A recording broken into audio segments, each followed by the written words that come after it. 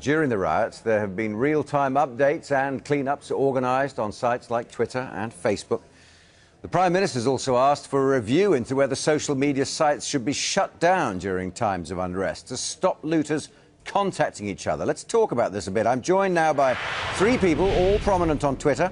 Conservative MP Louise Mensch, former Labour Deputy Prime Minister Lord Prescott, and Paul Lewis, who's been tweeting updates for The Guardian from the scene of the riots over the past few days. Thank you all for joining us. Paul Lewis, if I could start with you, what about this idea the government would shut down social networking sites in times of trouble? Well, I mean, my personal view is that we do need to remain cautious. In times of crisis, it's often the case that societies seek an answer and they seek to do something about it. But equally, I think it's testament to us if we can hold strong, we can avoid knee-jerk reactions, and we can remember that social media is a new form of communication. It is with us to stay, it's not going anywhere. And it's really no surprise that anybody doing any action, whether it's criminal or in fact lawful, would be using a new form of communication to speak to each other. So I don't think that's a surprise. I genuinely do think it is a surprise that the government have announced this move. And I'll tell you why. I mean, if you think about the types of societies that have done this in the recent past, they are countries like Egypt. And there have been real consequences for freedom of expression in those places. Social media hasn't just to organise themselves. Forget it's been used by journalists like myself to communicate what was happening in the riots. Would Louise Mensch and Lord Prescott want to impede that? Let's not forget that social media has been used too by people to clean up after the riots. Would they also want to impede that? OK, Paul, you raised a lot of points there. Can I turn to Louise Mensch? Are we like Egypt if we close down Twitter when things go bad? No, and of course not, and that's not what the Prime Minister is talking about either. We're saying that if the police feel in a time of overwhelming national crisis that they would need to shut down very briefly, half an hour maximum, it's something that we could look at. I mean, there are lots of other things we want to look at first. Twitter, for example, has the power to stop hashtags being used. It can suppress that. We can look at banning individual users from Twitter and Facebook if we think they are organising riots. This may require more monitoring on the part of the companies than presently exists. Shutting Twitter down would be a last resort, and it would only be very brief and very temporary. It's amazing to see people getting their knickers in a twist about this. Lord Prescott? Well, first of all, it was who said twitting is for twits. He's very hostile to it anyway, and it was something else that was thrown in with everything else to look as if he was acting on it.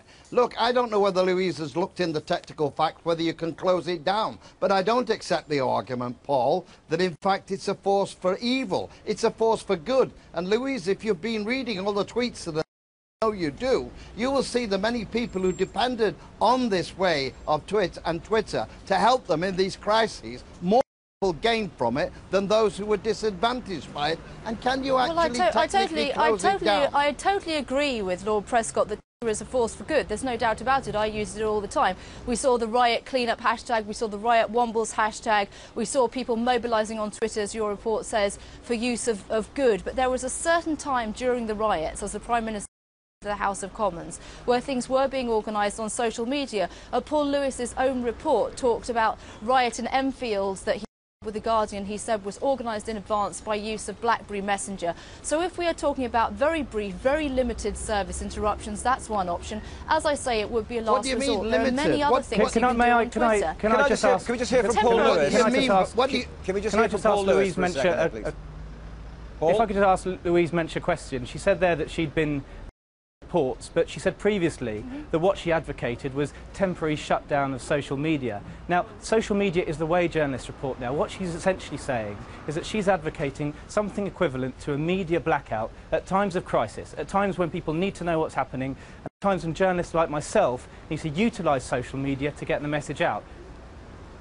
But we're not talking about a media blackout, we're talking about a brief interruption coverage. When Twitter goes down for maintenance, the whole world doesn't lose its marbles. I think people are over-egging the pudding massively here. As I say, this will be a last resort. We can stop hashtags, we can stop individual users. Yes? Louise, you actually take judgments, as you did with Piers Morgan, without looking at the facts. And can you tell me, can you do it selectively, or does it have to be done nationally? And I don't even agree with closing it down.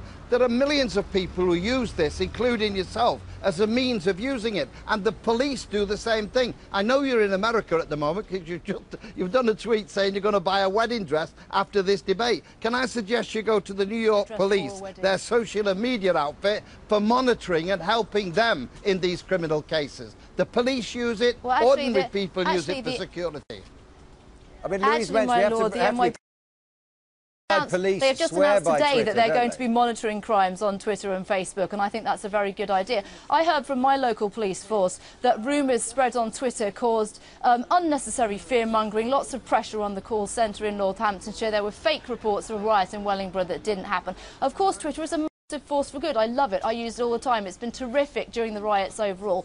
But there may be cases where there's a limited case for either shutdown or stopping hashtags, for example, that you could do without shutting down the whole network. And I think saying social media is totally and we can't touch it with a barge pole, it's just like saying we should never shut down a road or a railway station. And we are only talking about the briefest interruption of service. The fact that people are getting in such a lather and such a froth about it, I think, is ridiculous. Paul Lewis, can we hear from you? It sounds to me slightly as though, you know, what Louise is saying here is pretty much the equivalent to say, you know, during the rural swing riots of 1830, it was being organised by pamphlets. Let's somehow impede pamphlets. That's freedom of expression. She knows that Twitter has been used by people like myself, by others, not just to report what's going on, but to dampen down that very speculation that she was talking. Police were using it, journalists were using it, Sky News was using it brilliantly itself, and I think if we were to impede that, to lose that, simply as a knee-jerk reaction, as a reaction in a moment of crisis, that would be hot-headed and that would be wrong. It wouldn't be a knee-jerk reaction, it would be something that the police would be calling for, and it would only be done if the Metropolitan Police or the lead police force in a national emergency said they wanted it done. It wouldn't be done on the whim of government. And let's not forget, this is the 21st century equivalent of shouting fire in a crowded theatre. There's no threat freedom of expression by a very brief interruption. As I say, we could look at shutting down hashtag streams before we looked at closing the network or parts of the network. We could look at individual users. You don't want to go to the last resort first. But I think the police should have the tools that they ask for, and it amazes me that Lord Prescott is saying, apparently, that if the police ask for this tool, they shouldn't have it, however briefly. No, I'm not saying that. The police it. And if you go to New York, you'll see they're using it there. The police want it, the community wants it, we want it, the press need it. This is an important expression of freedom. And Louise, you were the one that used the freedom of Parliament actually to say something about Morgan and then had to apologise after. Why do you want a censorship in this system? Nobody is talking about shutting down Twitter unless the police ask for it. So the point is completely moot, isn't it? We're not just saying let's shut down Twitter on a whim. It would only be done in times of extreme national emergency if the police required it. Can I just enter another thought here? Paul, can I just ask you, having looked, I'm sure you did at the debate in the House of Commons about the causes of the rioting, do you feel that by and large Westminster is looking in the right places for the answers to the problems? Well, look, I want to say this. I think this is quite important because I was one of the first reporters to say that social media, particularly BlackBerry Messenger, was being used to orchestrate some of these riots. But that word orchestrate we should be careful about. I said it and I wrote it in the loosest of terms because it has been happening in loose terms.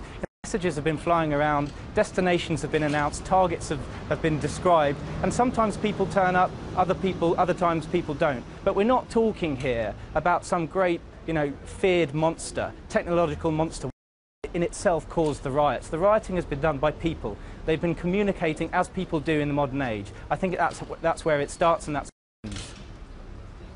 Lord Prescott, how do you think the House of Commons debate went the other day into the causes of this?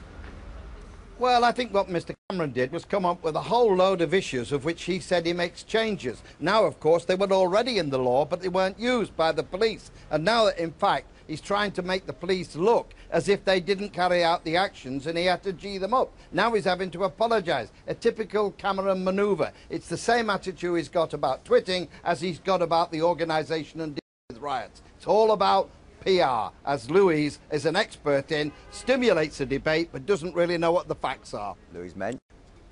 I know exactly what the facts are, and I think most people perfectly well agreed with the Prime Minister when he came back and announced that the numbers of police officers should be raised from 6,000 to 16,000, and we saw those tactics being used extremely effectively. The Prime Minister's job, it's the police's job to police, and politicians' job to hold the police to account for the job that they do. Now, if the police say that in an absolute emergency, they would require a brief interruption of service. I don't think it's anything for anybody to get lathered up over. And comparisons with Egypt are so ridiculous as to be laughable. We're going to have to leave it there, Lord Prescott. Lord Prescott, I'm sorry, we've got to leave it there. Please mention. And Lord Prescott, thank you very much indeed. Paul Lewis as well. Thank you all three for joining us.